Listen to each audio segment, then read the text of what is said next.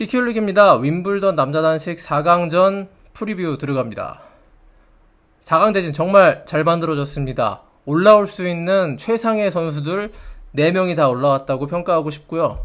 전문 도박사들이 꼽는 우승 후보 1위부터 4위까지가 거의 그대로 올라왔다고 볼 수 있습니다. 여전히 순위는 1순위 조코비치, 2순위 알카라스, 3위 시너, 4위 메드베데프일 것입니다. 자, 그럼 경기 순서대로 첫 번째 4강 매치인 야닉 시너와 조코비치 경기를 프리뷰해 보겠습니다. 자, 먼저 시너는 이번 대회 하늘이 내려준 대진운을 타고 생애 첫 메이저 4강에 도착했습니다. 1회전 세룬둘로부터 디에고 슈와르츠만, 헤일리스, 그리고 갈란, 사피올린. 이건 뭐 투어 대회도 아니고 챌린저 대진표라고 해도 믿을 정도로 꽃길 그 자체였습니다. 반면에 조코비치는 16강전부터 제법 강력한 도전을 뿌리치고 왔죠. 자, 후루카치와 1박 2일 동안 이어진 서브 콘테스트에서 다시금 타이브레이크의 신이라는 입지를 굳건히 하면서 8강에 올랐고요. 쉽게 이길 줄로 예상한 루블레프전에서도 4세트 비교적 접전을 펼치고 4강에 올라왔습니다. 자, 그래서 저는 시너가 과연 진짜 윈블던 4강 경쟁력을 갖고 있느냐, 아직은 확신할 수 없다고 봅니다.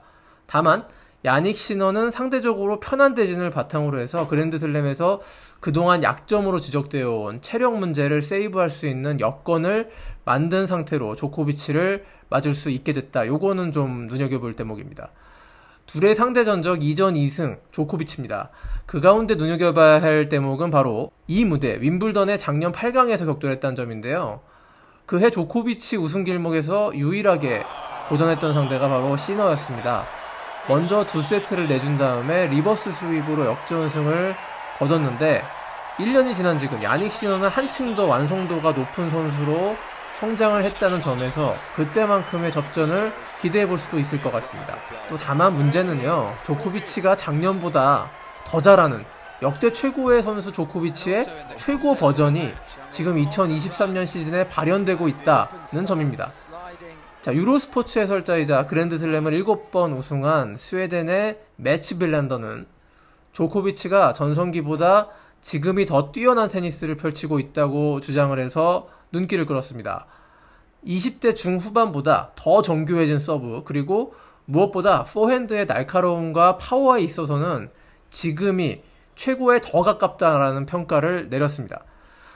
다만 젊었을 때보다 약간의 무브먼트에서 저하가 엿보이긴 하지만 큰 문제는 되지가 않을 것이다, 이런 평가였는데요. 조코비치와 시너 맞대결의 관전 포인트를 정리해보겠습니다. 시너가 조코비치의 정교하기 이를 데 없는 첫 서브를 얼마나 리턴인 플레이를 시킬 수 있느냐, 또 한 가지 더 중요한 건 조코비치의 세컨 서브를 공격적인 리턴으로 받아칠 수 있느냐입니다. 조코비치는 톱10 선수들 가운데 비교적 세컨 서브의 속도가 느린 편입니다. 루블레프전에서도 세컨 서브 속도가 80마일, 140에서 150km 정도에 그쳤는데요. 이렇게 비교적 느리게 오는 조코비치의 스핀 서브를 야닉 시너가 리턴에서 선제 공격을 얼마나 잘할 수 있느냐가 관건이라고 볼 수 있겠죠. 자, 그 다음 그라운드 스트로크 랠리 참 볼만할 것 같은데요. 결론부터 말씀드리자면 시너는 베이스라인에 붙어 있어서 강대강 랠리 대결을 하면 보는 재미는 있고 박진감이 짜릿짜릿하겠지만 궁극적으로는 노박을 절대 이길 수 없다는 것입니다. 시너의 좌우 포핸드 백핸드 속도는 조코비치보다 앞설지 모르겠어요. 조코비치는 시너의 빠른 스트로크를 그렇지만 뉴트럴라이징 할 수 있는 여러 툴들이 있습니다.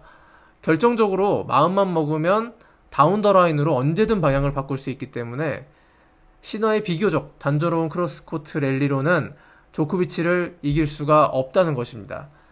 결국 네트 앞으로 얼마나 시너가 과감하게 전진할 수 있느냐가 또 승패의 변수가 될 것이지만요. 시너가 동나이 때의 알카라스 혹은 홀거 루네보다 그라운드 스트로크에서 모자람은 없지만 뚜렷하게 부족한 기술이 바로 네트 앞의 세밀함이라고 저는 생각합니다.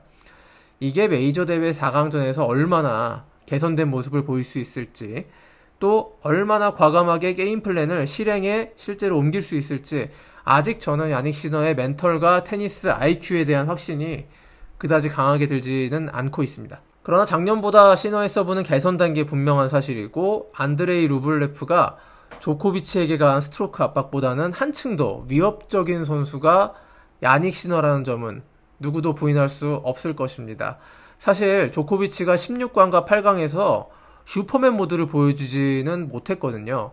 8강쯤에서는 몸이 완전히 풀려서 간 모드로 전환하는 게 조코비치의 그동안 그랜드슬램 우승 공식인데, 이번 대회 페이스는 호주 오픈이나 롤랑가로스 우승할 때와는 조금 달라 보이는 점, 그게 조코비치 팬들 입장에서는 작은 걱정거리가 될 것 같습니다.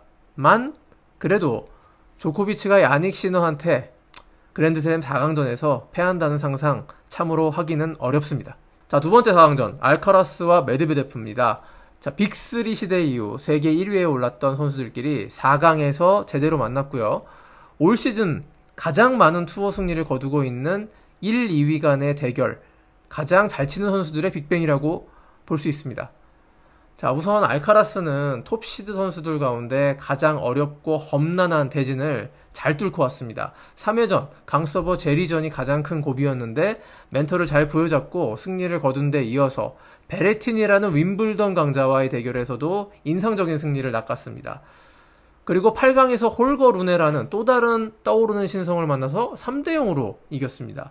저는 알카라스가 빅서버 2명을 미리 만나서 강서버에 대한 예방주사를 제대로 맞고 4강에 임할 수 있다는 점을 큰 플러스 요인으로 보고 싶습니다. 메드베데프는 원래 윈블던 16강이 최고 성적일 정도로 잔디에서 그닥 별로였는데요. 이번 대회는 메이저 챔프의 관록을 10분 발휘하면서 4강까지 잘 올라왔습니다. 다만 두 선수 8강전에서의 승리 내용이 조금 달랐다는 점은 짚고 넘어갈 필요가 있습니다.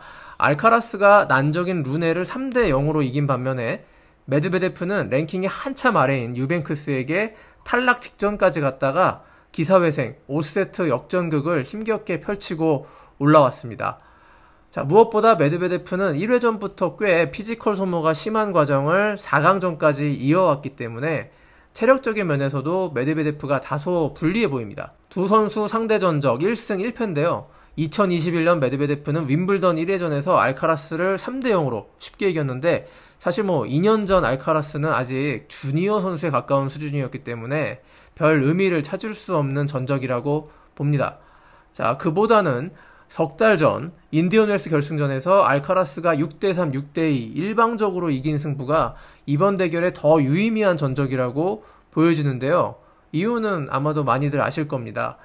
자, 메드베데프의 장기라고 볼 수 있는 딥 리턴, 5m, 6m 뒤에서 리턴하는 이 전략이 알카라스에게는 거의 전혀 통하지 않는 최악의 전술이었기 때문입니다.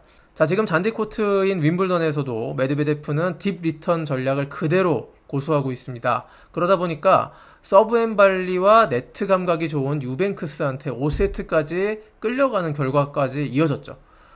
메드베데프가 알카라스를 만나서 전략을 바꿀 것인가, 이게 흥미로운 관전 포인트이긴 한데요. 메드베데프가 4강전 초반부터 딥 리턴 전략을 갑자기 버리지는 않을 것 같습니다. 메드베데프는 별명이 문어인데요. 문어발처럼 긴 리치를 이용해서 어떤 공이든 다 받아 넘기는 디펜스 능력을 나타내는 별명이기도 합니다. 자, 그런데 문제는 과연 윈블던 빠른 잔디 코트에서 알카라스의 포핸드 대포알 공격을 이 문어발이 막을 수 있겠느냐, 이런 질문이 생기죠. 또 리턴 게임이든 서비스 게임이든 메드베데프는 비교적 베이스라인 뒤에서 움직이는데요. 이건 알카라스 최고의 비밀병기 포핸드 드롭샷의 먹잇감이 될 수 있습니다. 사실 이번 윈블던에서 알카라스는 클레이 시즌에 비해서 포핸드 드롭샷 재미를 별로 못 봤는데요. 이유는 잔디코트 윈블던이기 때문이라는 생각입니다. 자, 무엇보다 대다수 선수들이 잔디코트에서는 비교적 베이스라인 쪽으로 전진해서 플레이를 하는 그 경향이 있기 때문에 쉽게 드롭샷 기회를 찾을 수가 없었고요. 또 한 가지, 드롭샷을 구사할 때는 공의 바운스가 약간 높은 편일 때 더 잘 구사할 수 있습니다. 이렇게 위에서 깎아야 하니까요. 근데 잔디코트는 바운스 자체가 낮기 때문에 드롭샷이 클레이나 하드만큼 많이 나타나지는 않을 수밖에 없습니다. 메드베데프 입장에서 알카라스를 이길 수 있는 테크닉적 요소가 두 가지 있습니다. 자, 강력한 플랫 첫 서브와 백핸드 크로스입니다. 알카라스는 세컨드 서브를 굉장히 공격적으로 치는 선수입니다. 특히 백핸드 쪽으로 높게 뜨는 세컨드 서브는 그대로 백핸드 리턴 위너를 노리는 편입니다. 따라서 메드베데프가 첫 서브가 잘 안 들어가게 되면 상당히 고전할 가능성이 높아집니다. 자, 다만 알카라스의 약점도 분명히 이번 윈블던에서 드러난 바가 있습니다. 자, 홀고 루네와 8강전에서 알카라스는 백핸드 크로스샷 대결에서 굉장히 많이 밀렸고 불안불안했습니다. 메드베데프는 루네보다 더 탄탄한 투핸드 백핸드의 소유자입니다. 실수가 거의 없고 라켓면을 열어서 플랫성으로 낮게 깔리기까지 하는 아주 스피드한 투핸드 백핸드 샷을 갖고 있습니다. 알카라스가 백핸드 교환으로는 메드베데프를 이길 수가 없고 메드베데프의 백핸드가 굉장히 빠른 크로스로 오기 때문에 돌아서 포핸드로 치는 것도 거의 불가능합니다. 메드베데프는 아마도 이 부분을 집중 공략할 가능성이 높고요. 게임 플랜으로 집중할 것이라고 생각됩니다. 자, 그럼 제 분석은 여기까지입니다. 다 들으신 분들 아마도 지금쯤 머릿속에 결승전 매치업이 그려지실 것 같습니다. 알카라스와 조코비치, 신구 테니스 왕제가 윈블던 대관식을 놓고 겨루는 꿈의 대결. 그럼 4강전이 끝난 뒤 또다시 찾아뵙겠습니다. 고맙습니다.